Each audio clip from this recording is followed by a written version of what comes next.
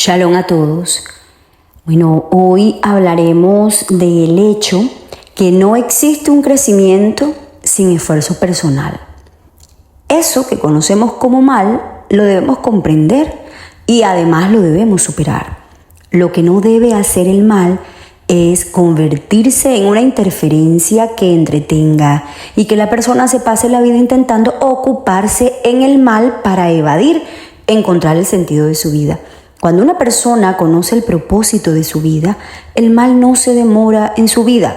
Cumple la función, se va. Se pasa en últimas a otra situación, pero la misma no persiste.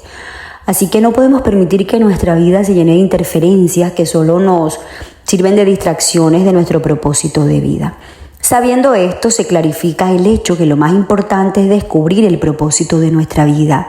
Jamás tendremos tiempo libre y tiempo de ocio porque estaremos ocupados cumpliendo nuestra misión.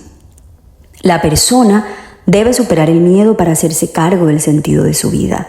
Cuando la persona conoce el propósito que tiene, por el que vino a Malhut, entiende que debe conseguir equilibrar el árbol de la vida personal y que para eso debe esforzarse. Para encontrar ese propósito no podemos huir de la materia, no podemos huir de la realidad, sino todo lo contrario, debemos estar enraizados, aterrizados para no quedar envueltos en la clipa femenina de la columna izquierda.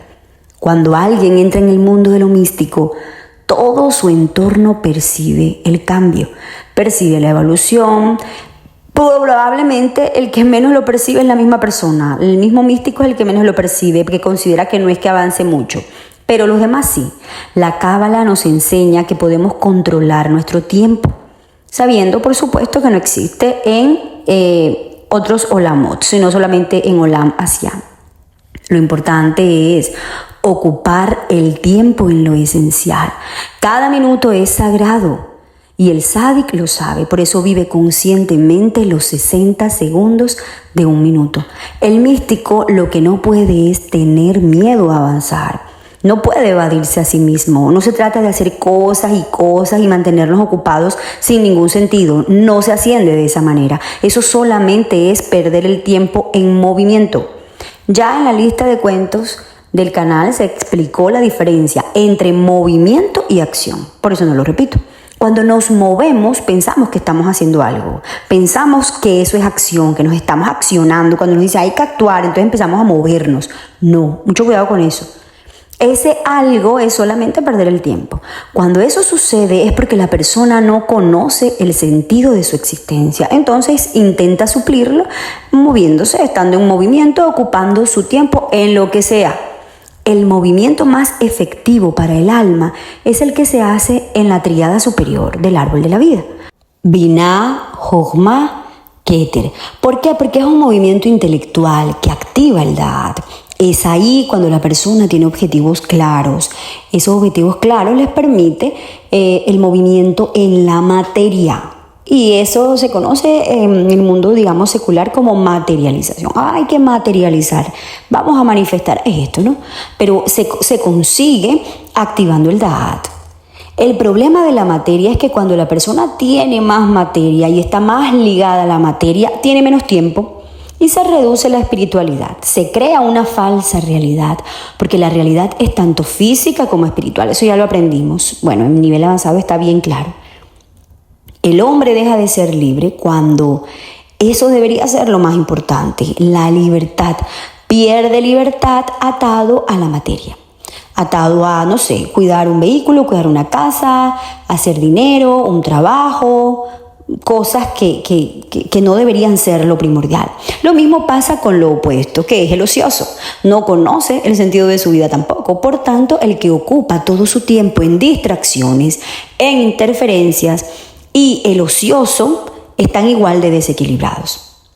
El muy ocupado y el ocioso están igual de desequilibrados. Aunque el ocupado se sienta mejor, aunque crea que es mejor que el ocioso, no lo es. Es el mismo mal en diferente grado. Es necesario que sepan que cuando aumentamos nuestro nivel de conciencia llega un dolor que es inevitable.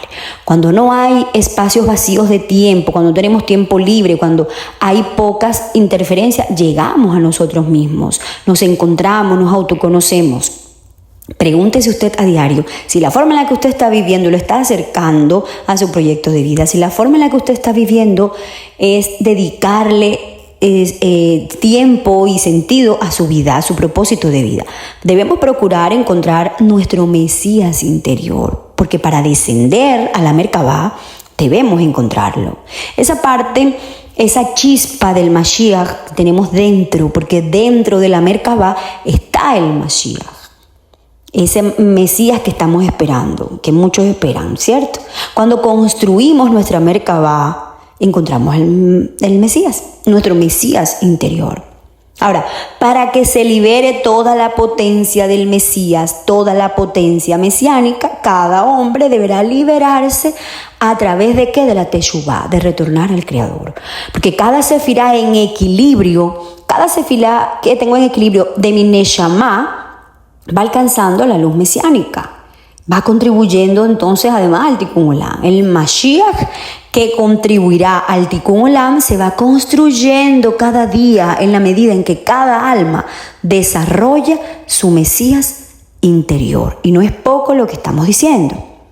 Existe una gran diferencia entre el tener de Malhut, el poseer de Malhut y el ser de Tiferet. Es diferente el ser al tener. Tiferet sujeta a la realidad material. Es en Tiferet que se equilibran las fuerzas masculinas y femeninas, columna derecha y columna izquierda del árbol de la vida personal. Y en Malhut se deben equilibrar en Shabbat, mediante la relación Nukba y Druja.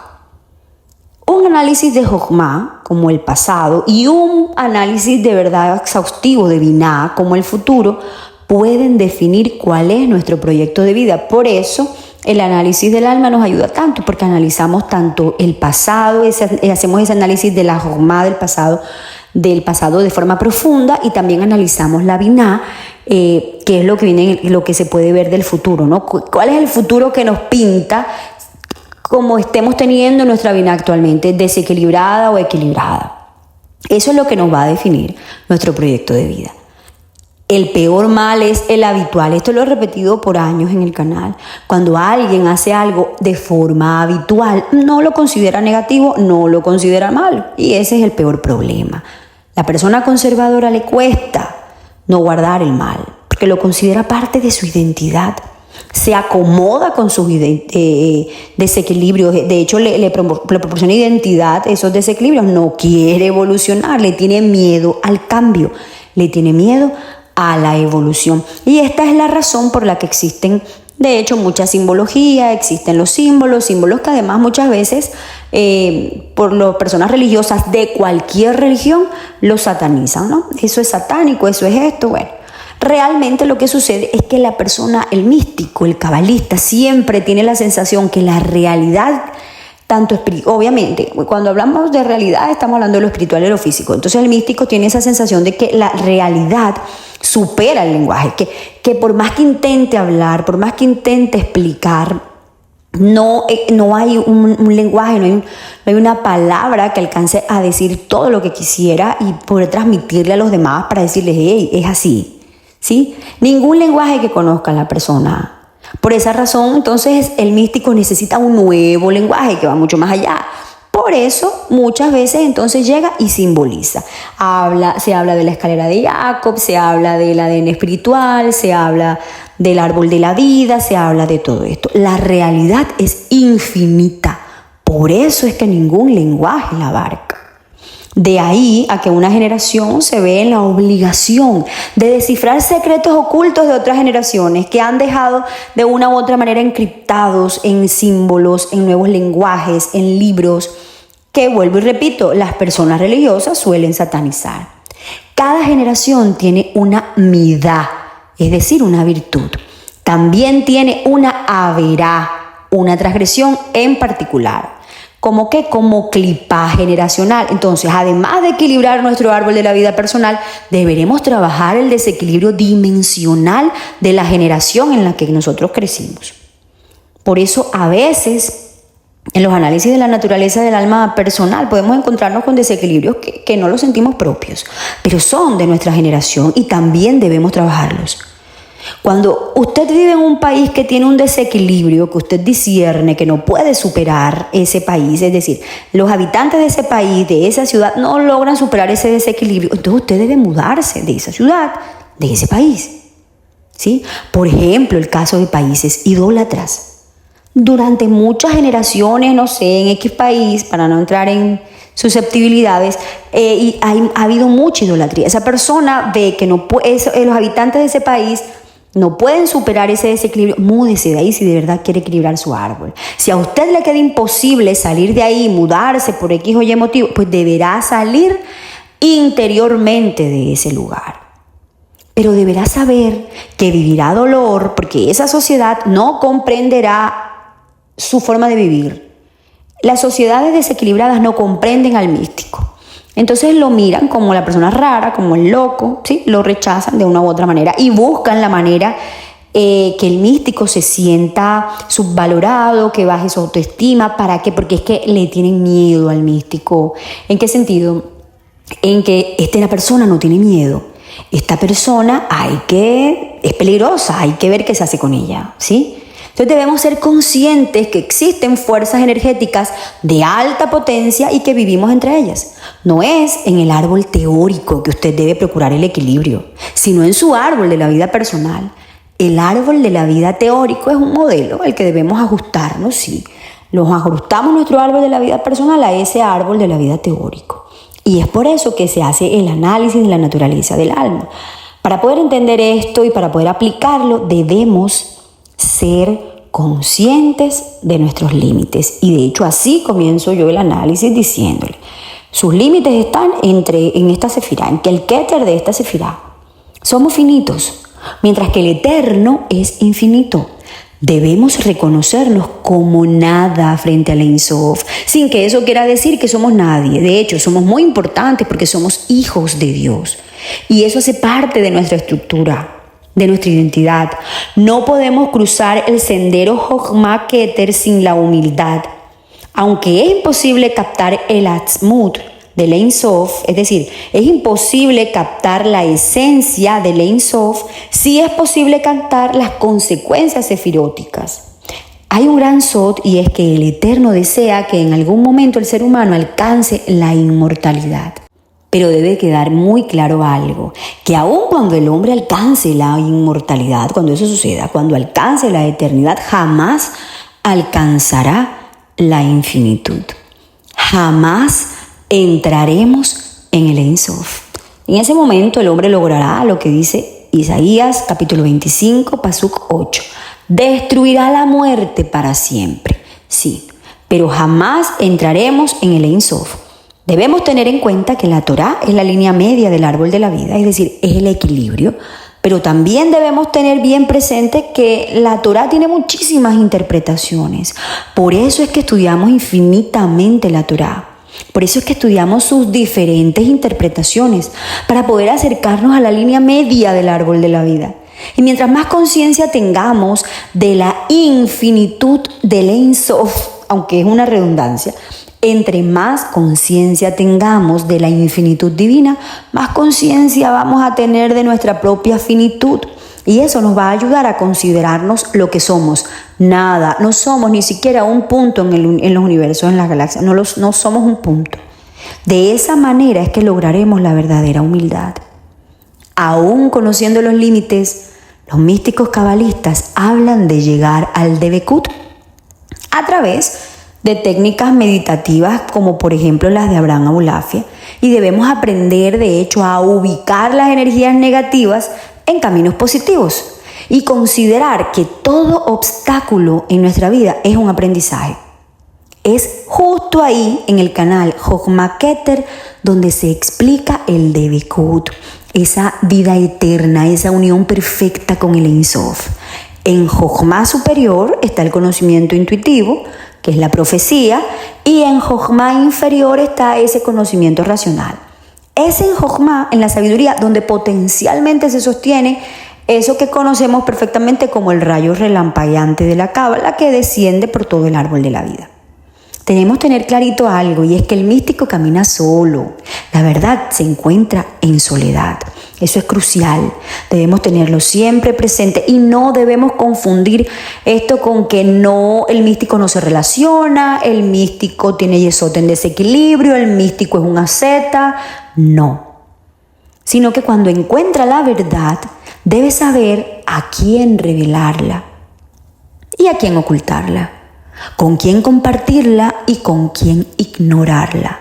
Cuando un místico o alguien que conoce los secretos del cielo se le acerca a alguien con preguntas, hay que ver de dónde vienen esas preguntas. Si esas preguntas vienen de la ira, de la envidia, de los celos, del ego, no se responden. Punto. Para medir realmente el avance de un místico, su conocimiento práctico debe venir de hecho de la experiencia personal aquí en Malhut. Y eso se debe evidenciar en Da'at. Un verdadero místico debe ver al Ein Sof y reconocer su nada. Bajo ningún motivo puede creerse superior a ningún otro ser humano. Quien intenta demostrar una superioridad ritual es un idólatra. Es decir, ¿cómo así que una superioridad ritual? Es que yo guardo Shabbat y hago esto, tú no haces el Shabbat, yo me demoro 3 horas y tú te demoras 5 minutos. Yo hago los rituales de Yom Tov y tú no los haces. Yo hago Rosh Hashanah y tú no. Yo guardo Yom Kippur y tú no. ¿Sí? Quien intenta demostrar que es superior ritualmente en cuanto a la religiosidad es idólatra. De místico, cero. Un místico realmente no intenta cambiar nada. Tiene paciencia, trabaja en sí mismo, observa sus pensamientos, observa sus acciones, se observa a sí mismo cuando se enoja, cuando hay depresión en esa persona, en el místico, se observa cuando siente celos, lo corrige, porque poco a poco llega a reconocer, es que esto no soy yo, esto es un sueño, es una mentira. El místico no reacciona ante su condición, sea la que sea, si sea de enfermedad, sea de riqueza, sea de opulencia, sea de humildad. En la medida en que no reacciona ante su condición, en esa misma medida es libre, se vuelve libre. Y ya no le importa lo que los demás hagan, lo que los demás piensen, lo que los demás digan. No se compara con nadie, no compite con nadie, simplemente se observa a sí mismo. Nunca va por ahí diciendo, yo soy la realidad, yo soy conciencia, yo soy Dios, porque Dios es todo.